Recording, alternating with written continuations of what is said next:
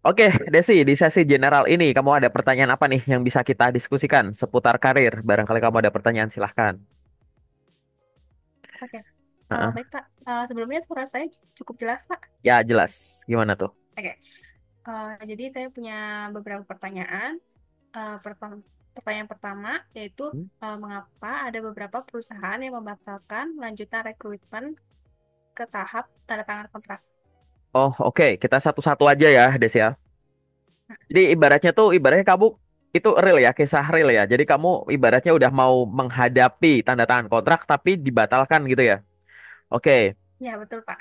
Jadi gini, sangat mungkin segala sesuatu itu dalam proses rekrutmen itu terjadi apalagi kamu belum tanda tangan kontrak. Perubahan-perubahan secara mendadak mungkin saja terjadi walaupun tidak melulu. Jadi belum bukan termasuk case yang akan sering kamu temukan.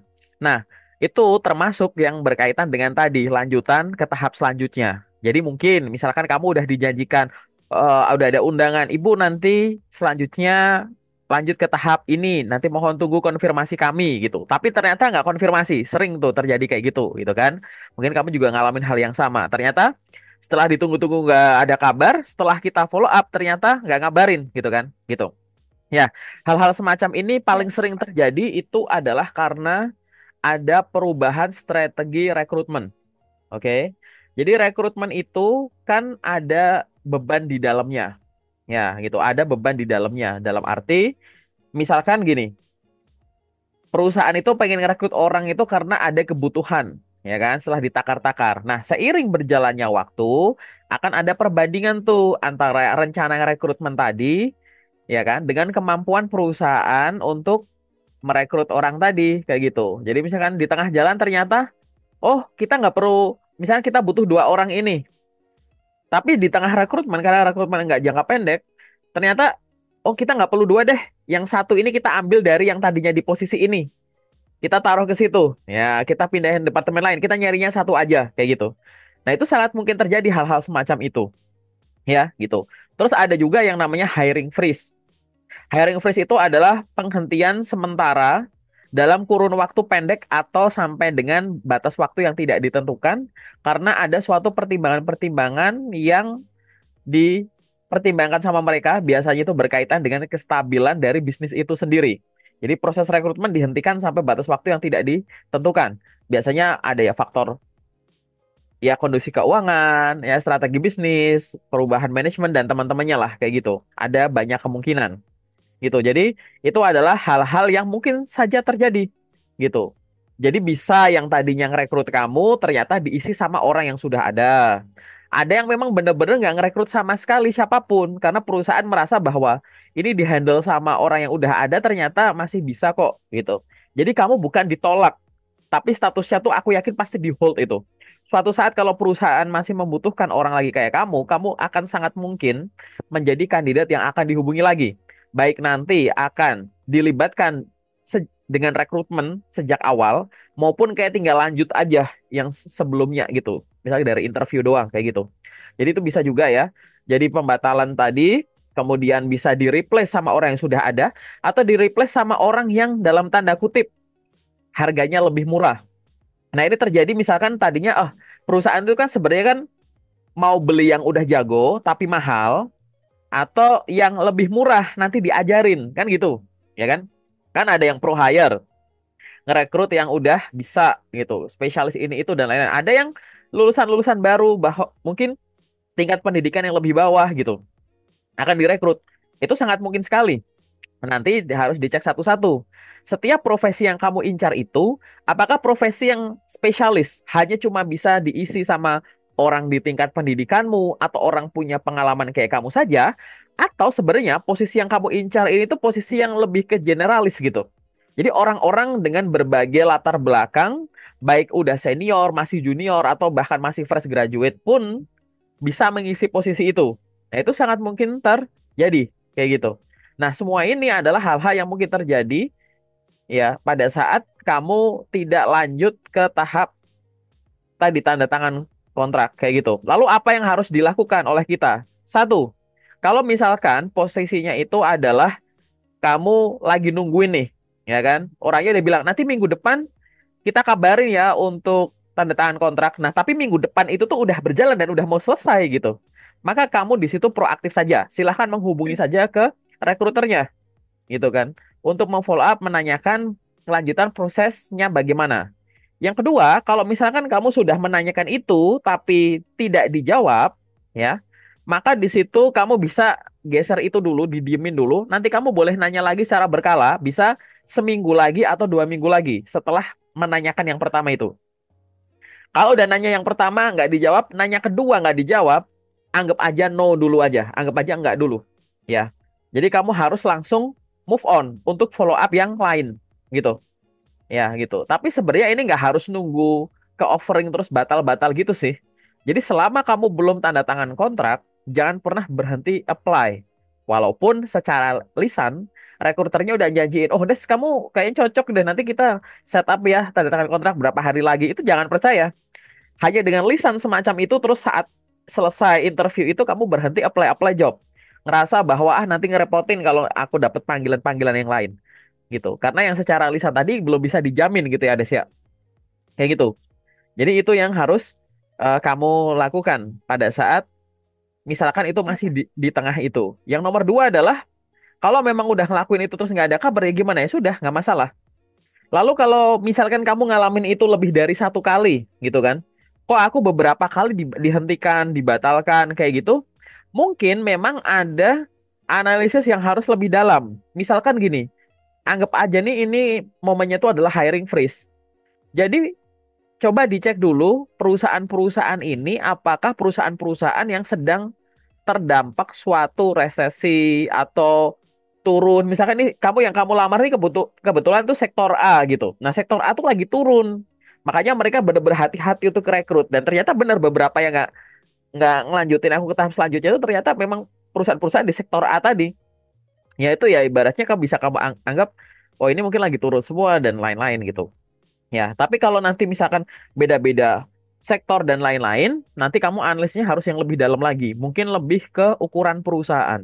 Jadi, ibaratnya gini, ini kan kita harus ngeliat kondisi ekonomi yang nasional, terus yang regional gitu ya, atau yang global gitu kan. Kira-kira perusahaan-perusahaan ini gimana kalau ada hal semacam itu? Gitu. Karena kan salah satu cara penghematan biaya, yaitu adalah operasional termasuk rekrutmen ini kan. Gitu. Jadi di situ kamu harus ngelihatnya secara komprehensif tadi. Dan aku pengen ngingetin lagi, selain kamu jangan stop apply job, kamu tidak boleh menyalahkan CV-mu maupun dokumen-dokumen lain ataupun interview kamu. Jangan menyalahkan itu ya.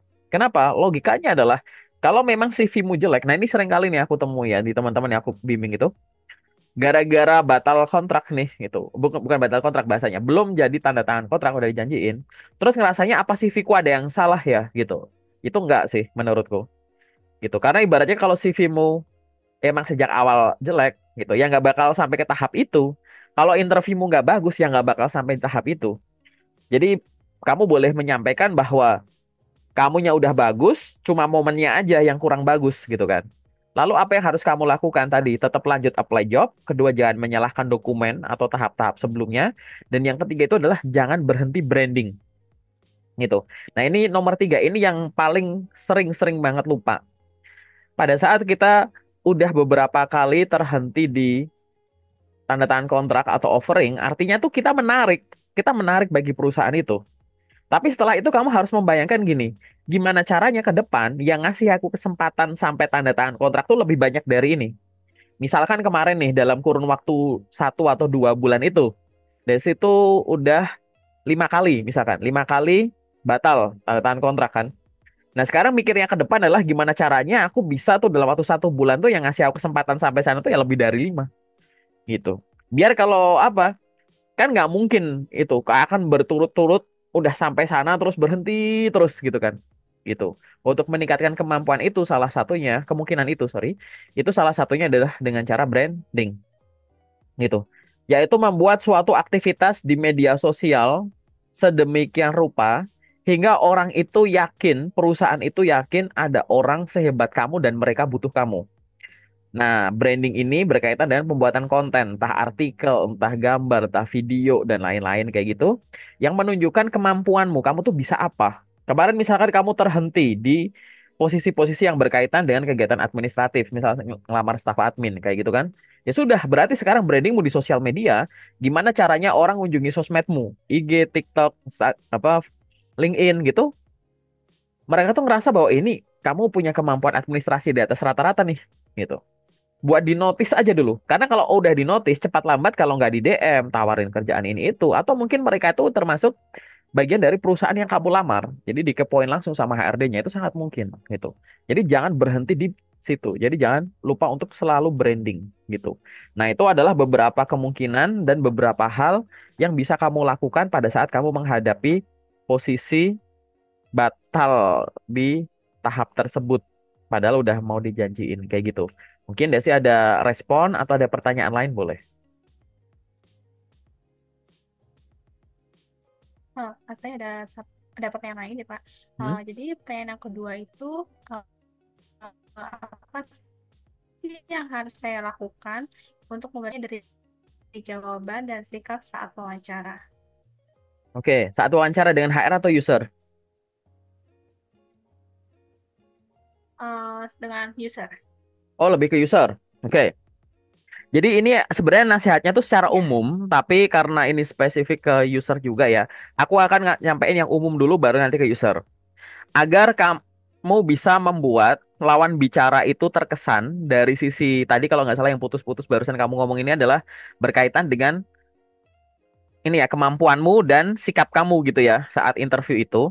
ya, Ya, jadi gini, pertama adalah kamu harus menyeimbangkan unsur kemampuan menyampaikan dan informasi. Artinya gini, interview itu kan proses menyampaikan informasi, ya kan? Jadi biar mengimpress mereka, HR atau user secara umum, ini aku ngomong umum dulu, maka kamu harus bagus dari sisi aspek menyampaikan dan bagus dari aspek informasi. Aspek informasi itu adalah semua yang ada di sini. Jangan sampai ada pertanyaan-pertanyaan yang gagal kamu jawab dengan baik hanya karena kamu tidak menguasai materinya gitu. Taunya cuma secara umum dipancing untuk menceritakan lebih detail, lebih dalam, ternyata nggak mampu, nggak bisa, itu jangan sampai. Nah, itu caranya adalah dengan baca ulang CV dan dokumen pendukungmu. Jangan sampai terakhir kali kamu baca CV-mu adalah saat kamu membuat CV itu. Jangan sampai terakhir kali kamu baca transkrip nilaimu itu adalah saat terakhir kali kamu nge-scan itu. Kayak gitu. Kemudian riset soal perusahaan. Buka websitenya perusahaan, ya kan? Habis itu riset soal perusahaan di sosial medianya gitu. Terus habis itu kamu bisa apa? Belajar pertanyaan-pertanyaan interview yang biasa muncul, yang udah banyak konten yang ngasih share. Kalau kamu ngecek di channel YouTubeku ada tuh di playlist tes interview. Nah, itu adalah cara untuk membuat lawan bicara, HR atau user itu terkesan saat kamu interview, ya kan? Itu baru aspek informasi. Aspek yang kedua adalah aspek menyampaikan, gitu. Nah, menyampaikan ini yang kamu sebut sikap tadi, kayak gitu. Nah, ini aku ngomong secara umum. Sikap itu tadi berkaitan dengan kemampuan menyampaikan sesuatu khususnya secara lisan. Nah, untuk interview sendiri kan medianya macam-macam. Ada yang interview secara tertulis, berarti bahasa kamu di ketikan kamu tuh harus bagus dan caranya bagus. Caranya bagus tuh misalkan kalau disuruh ngisi segera ya buruan diisi, jangan telat, sesuai format dan lain-lain. Kalau lewat telepon, lewat kayak gini video conference, ketemu langsung ya, kamu harus melihat dari sisi apa? Ada komunikasi verbal dan nonverbal gitu kan. Dari sisi verbal tuh ya pemilihan katamu, ya, volume suaramu, intonasimu, artikulasimu dan lain-lain. Sehingga mereka bisa menikmati cara menyampaikan informasi tadi yang ada di sini, ya kan? Itu dari sisi verbal, dari sisi nonverbal. Nah, ini yang tadi kamu sebut sikap itu sendiri. Ada dari sisi apa? Eye contact nih, gitu. Yang kedua apa? Nih, ekspresi. Pada saat kamu interview, baik kamu lagi diam, lagi mikir, lagi menyampaikan, lagi ditanya hal-hal yang menyenangkan sampai yang menyedihkan, wajah dilarang tanpa ekspresi. Kamu harus selalu happy. Mau nanti di interview lewat Zoom, lewat Google Meet, lawan bicara matiin kamera, kamu harus selalu senyum. Senyum sendiri nggak masalah. Di layar kosong itu kamu senyum. Happy. Apakah happy-nya harus ada penyebabnya? Enggak. Happy aja gitu. Karena dengan bersenyum tersenyum gitu, suara kamu lebih enak, dilihat juga enak gitu. Ya kan? Terus apalagi tadi eye contact. Terus habis itu dari ekspresi. Habis itu dari apa? Gesture. Pada saat kamu ngomong, tangan jangan mati di bawah diem gini. Apalagi kalau nanti interviewnya online. Lawan bicara dipaksa melihat kamu dengan media yang terbatas cuma sekotak ini, gitu. Pada saat kamu ngomong, selain mata ngelihat ke lensa, wajah selalu senyum, ada gestur tangan. Walaupun nggak harus tanganmu keluar semua, tapi dengan kamu ngomong ada gestur tangannya begini, itu bisa membantu banyak hal. Bisa membantu kamu menenangkan detak jantung, mengatur nafas, ya kan? Bisa bikin kamu kelihatan profesional karena orang yang berbicara sambil menggerakkan gestur, ada gestur tangannya, simpelnya gestur tangan dulu ya. Itu menunjukkan orang yang udah terbiasa berbicara depan kayak gitu misalkan dan lain-lain. Itu baru dari si gesture itu. Kemudian dari si postur. Postur itu lebih kayak ke duduk, posisi duduk kamu. Apakah kamu akan nyender? Apa akan tegak? Apa akan miring? Atau mungkin ada orang tuh kalau ngomong nggak pede akan goyang-goyang tuh. Entah begini gitu. Ya kan? Itu juga bisa. Terus apa lagi selanjutnya? Ya balik lagi karena pakai visual berarti dari sisi penampilan kamu gitu. Ya kan harus terlihat profesional, rapi, bersih, wangi. Pakaiannya nggak kotor, nggak bau dan lain-lain, nggak terlipat, nggak kusut gitu. Apalagi kalau misalkan kamu offline, ya kan, jangan saltum gitu-gitu. Itu. Kemudian dari apa lagi biar terkesan dari sisi sikapnya yaitu noise. Noise itu bisa noise suara, berisik, noise visual, gambar-gambarnya gitu kan. Atau dari sisi noise apa lagi? Macam-macam tadi pakaian hidung nih noise bau gitu kan misalkan itu kamu datang ke tempatnya kamu nggak bawa parfum nggak ngecek grooming lagi ya itu jangan sampai gitu. Nah, sikap-sikapnya ini aku baru ngomong hal-hal yang sifatnya umum ya gitu. Jadi di interview HR atau user itu tuh ya kayak begitu, dari sisi menyampaikan kayak tadi dari sisi informasi itu gitu. Tapi kita akan berfokus ke interview user. Kalau HRD, dia akan lebih banyak menggali terkait dengan potensi dan kondisi psikologi si orang itu. Tapi kalau user, dia akan lebih ngecek terkait dengan kesiapan si kandidat ini untuk bekerja sama di tim dia. User itu kan atasan kamu, baik atasan langsung maupun tidak langsung. Artinya, gitu ya, kamu harus memiliki sikap yang kamu tuh akan dianggap cocok untuk mereka. Jadi sudut pandangnya tuh gini, misalkan aku usernya ya, Desi itu kandidatnya. Aku akan mikir gini, ini Desi kira-kira tuh ilmunya udah sampai mana? Pengalamannya udah sampai mana? Dia kira-kira gampang nggak diajarin? Cocok nggak sama gaya komunikasi dan kepemimpinanku? Aku kan udah punya anggota tim nih. Desi kira-kira bisa berbaur nggak sama mereka? Bisa berteman baik nggak? Biar nggak ada drama-drama bisa nggak? Kira-kira dia bisa mengikuti kecepatan kerja aku nggak? Dia bisa diginiin nggak? Bisa gitu nggak? Bisa gini nggak? Ah, gitu-gitu. Itu tuh sudut pandangnya user kayak gitu. Jadi kamu harus menunjukkan kesan itu dari sisi jawaban kamu dan dari sisi cara menyampaikannya gitu. Karena sikap di sini lebih dari sikap yang kelihatan di fisik saat hadir di interview ya, Des ya. Gitu. Jadi sikap itu adalah sebelum interview, saat interview dan setelah interview, Des. Gitu. Jadi misalkan sebelum interview, kamu udah terbiasa menjaga komunikasi dengan baik, ya kan? Itu sikap. Kamu aktif, jadi proaktif. Begitu dapat pengumuman apa, buruan di follow up, kayak gitu. Itu sikap. Terus nanti ada juga sikap yang pada saat tes tadi, interview tadi. Jangan lupa, tidak cuma jawabanmu saja yang akan dinilai, tapi cara jawabnya. Setelah interview juga sama, gitu. Setelah interview, kamu juga akan dinilai lagi. Gimana nanti misalkan kamu menghubungi mereka, begitu ya. Ya. Oke, kayak gitu ya, Des ya. Jadi sebelum tadi kamu kelihatan profesional, saat interview juga kamu harus profesional dari cara menjawabnya dan jawabannya gitu. Kemudian yang selanjutnya adalah setelah interview. Setelah interview itu sikap kamu juga harus ditunjukkan ke mereka tetap profesional. Ngucapin terima kasih sudah memberikan kesempatan untuk interview, ya kan? Follow up secara berkala, hasilnya gimana. Bahkan nanti kalau misalkan kamu dapat keputusan yang kurang bagus gitu ya, kamu belum diterima, kamu tetap membalas pesan itu dengan profesional. Terima kasih atas kesempatan yang diberikan. Semoga kita bisa bekerja sama di kesempatan lain gitu-gitu. Nah, sikap-sikap semacam inilah yang nantinya akan dinilai oleh HR atau user itu nilai plus gitu. Berfokus sama ke user tadi, ya, kamu di situ sikap itu selain dari sisi tampilan, sikap itu aku sebut sebagai sikap menjawab, Des. Nah, ini yang lebih dalam lagi. Sikap menjawab itu gini, kurang-kurangi jawaban-jawaban yang tidak sesuai seperti yang mereka minta. Bahasanya biasanya tidak secara langsung. Kamu harus peka mana jawaban yang mereka minta itu butuh dijabarkan dengan contoh, mana yang enggak. Misalkan, mana jawaban yang butuhnya tuh didalemin gitu loh, jangan cuma permukaan. Tahu kan? Gitu. Nah, seringkali orang kalau menjawab tuh cuma permukaan saja. Misalkan tadi lamar kerja staf administrasi. Kuliahmu jurusannya misalkan administrasi perkantoran. Tapi pada saat aku tanya suatu masalah, suatu pertanyaan, jawabanmu tuh tidak menggambarkan lulusan sarjana administrasi perkantoran gitu. Kayak staf admin pada umumnya gitu, bahkan kayak jawaban lulusan SMA, SMK gitu. Kurang dalam gitu. Istilah-istilah kuliahmu nggak nonjol. Jangan sampai nanti usernya mikir bahwa ini ngerekrut anak SMA atau SMK aja apa ya? Daripada ngerekrut anak kuliah, ternyata jawabannya terlalu dangkal. Kayak gitu. Ya kan? Khususnya contohnya misalkan kayak gini Des, yang sering kali ditemui di user ya. Ini aku bukan HR, aku user ya gitu. Jadi kamu itu bisa pakai teknik menjawab secara parsial. Jadi sering kali itu kayak gini. Misalkan aku tanya sama Desi gini, Des, kamu pernah nggak nonton konser pakai baju merah gitu? Pernah nggak kamu nonton konser musik pakai baju merah?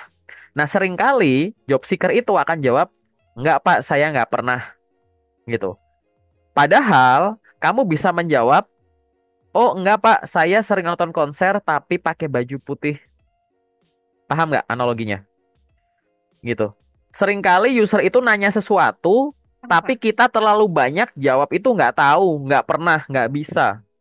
Padahal dari pertanyaannya itu bisa kamu lanjutin untuk dalam tanda kutip menjual dari sisi lain, gitu. Des, kamu pernah nggak ngolah data ini, ngolah data A pakai Microsoft Excel? Enggak, Pak, gitu. Kalau langsung enggak Pak kan artinya kita bisa menyimpulkan kamu nggak pernah ngolah data A, kamu nggak terbiasa pakai Excel gitu loh. Tapi kamu harusnya jawab misalkan, oh saya sering Pak mengolah data A tapi menggunakan software yang ini Pak, bukan Excel. Kalau Excel saya biasanya pakai untuk yang ini gitu. Paham kan? Itu artinya udah beda dan kesannya udah beda. Nah seringkali orang di interview user itu jawabannya nggak tahu dan nggak bisa mutlak.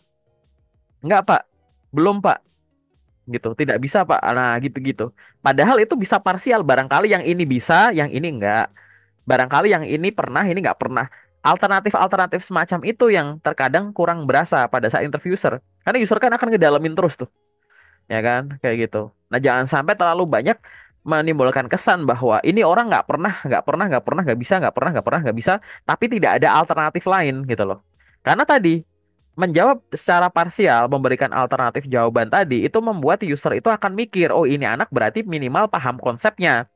Walaupun misalkan metodenya beda. Oh ini anak berarti paham konsepnya, walaupun toolsnya beda. Kalau konsepnya udah paham, toolsnya beda, direkrut, nanti tinggal diajarin, misalkan kayak gitu. Nah hal-hal semacam ini yang harus kamu perhatikan juga. Itu adalah sikap menjawab, ya kan? Gitu, dari sisi verbalnya gitu. Itu sih dia secara umum. Mungkin ada tanggapan atau pertanyaan lain boleh. Oke, Pak.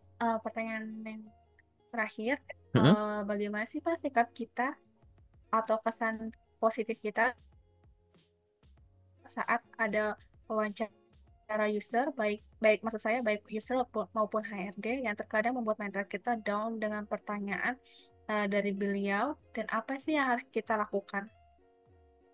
Oke, pertanyaan yang membuat mental down.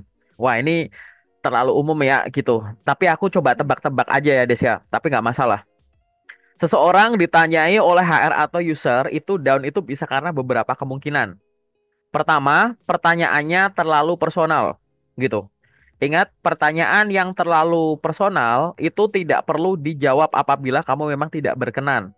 Apalagi pertanyaan tersebut sudah tidak berkaitan dengan profesi yang akan kamu lamar. Itu dulu, ya. Yang nomor dua, itu bukan pertanyaannya yang terlalu personal, tapi kamu take it to personal.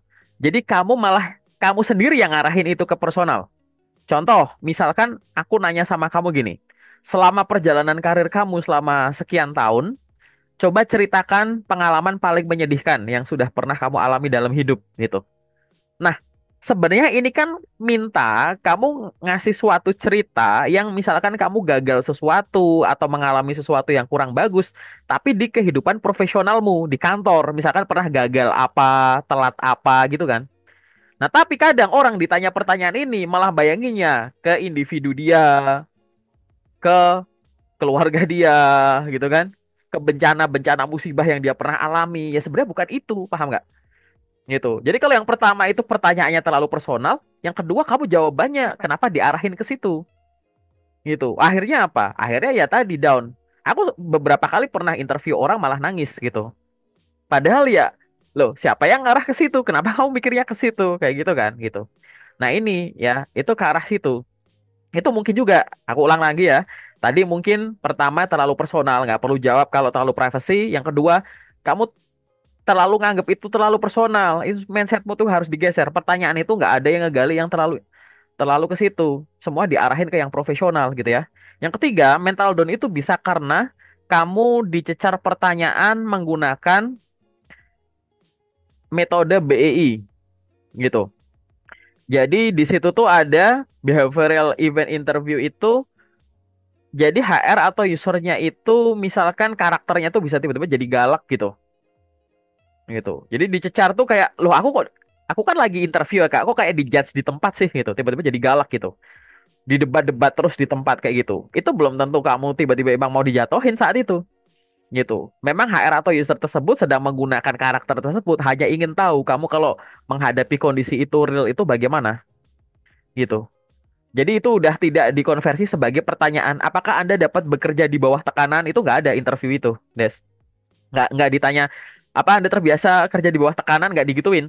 Itu nggak ditanya. Tapi saat itu juga HR atau user langsung acting nekan kamu. Loh ini kenapa kayak gini? Oh, kok kamu gini? Kamu waktu itu resign kenapa? Loh kenapa resign? Kenapa nggak gini? Kenapa gini? Oh, terus tertekan akhirnya. Down lagi kayak gitu. Ya kan? Gitu. Nah, hal-hal semacam ini yang mungkin bisa kayak nyerang mentalku banget ya kayak gitu. Atau yang selanjutnya tuh adalah judgment-judgment yang sebenarnya ini tuh nggak penting gitu. Ya itu juga bisa. Ini bisa dua hal tuh. Yang pertama itu memang relatif, yang kedua memang ini memang kesalahan penanyanya gitu. Karena terbawa suasana interview, akhirnya nggak jarang gitu. Kadang suka aku ngerasa dijudge Kak gitu. Kalau ada yang curhat kayak gitu, aku coba akan dengerin kan. Memang sebagian itu kayak kamu terlalu personal ngambilnya gitu kan. Tapi ada yang memang mungkin itu kelewat batas juga kayak gitu. Nah, gimana caranya untuk bisa keluar dari situ, move on atau move up-nya? Jadi yang kamu butuhin itu cuma move on dan move up ya dari kondisi itu. Caranya adalah pertama, kamu tenangin diri jelas ya, aku sampaikan itu. Tapi yang kedua adalah cari mentor, cari orang untuk kamu mencurhatkan itu, cerita soal itu. Tapi ceritanya itu bukan yang general begini. Nanti di sesi yang off the record nanti kita diskusi itu nggak apa-apa, Des. Jadi kamu meminta pandangan orang di luar sana yang kamu percaya di profesional kerja gitu ya. Dikasih cerita tentang ya kayak kamu curhat atau sharing beneran gitu loh, Des. Ini ada case begini, terus gini gini gini akhirnya aku jadi daunnya begini, ini aku harus gimana, salahku di mana dan lain-lain kayak gitu. Biar apa, biar kamu nggak buru-buru ngejat sesuatu itu langsung kayak mutlak mutlak mutlak langsung mentalnya dan atau gimana gitu loh, gitu. Tapi bisa juga sebenarnya bukan karena judgement tadi, seringkali itu tadi masalah miskom atau masalah itu sebenarnya judgement dari dirimu sendiri. Jadi kamu setelah interview nggak sharing sama siapapun akhirnya ngambil kesimpulan salah, akhirnya kena mental sendiri gitu-gitu kan, gitu. Nah, itu adalah kemungkinan-kemungkinan gitu ya, Des ya, yang mungkin kamu akan hadapi macam itu. Aku nggak ngerti kamu yang aku sebut ini beneran ada yang kamu hadapi atau enggak, atau ada case lain. Mungkin nanti lebih detailnya itu adalah di sesi yang kedua ya, yang off the record gitu ya, Des ya. Kayak gitu. Oke. Mungkin masih ada nggak ada satu pertanyaan lagi kalau ada? Apakah ada satu pertanyaan? Apakah ada satu pertanyaan lagi? Kalau nggak ada, kita masuk ke sesi yang kedua aja, Des.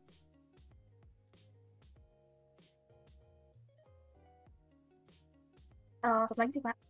Itu aja ya. Oke, kalau cuma itu sekarang kita masuk ke yang sesi kedua aja ya, Des ya. Ada, Atau gimana? Sorry. oh ya udah, oke. Oh, Ya udah oke sesi oke. kedua aja, Pak. Oh ya udah. Sorry ini karena sinyalnya kurang bagus, aku masukin ke sesi 2 aja ya, Des ya. Oke.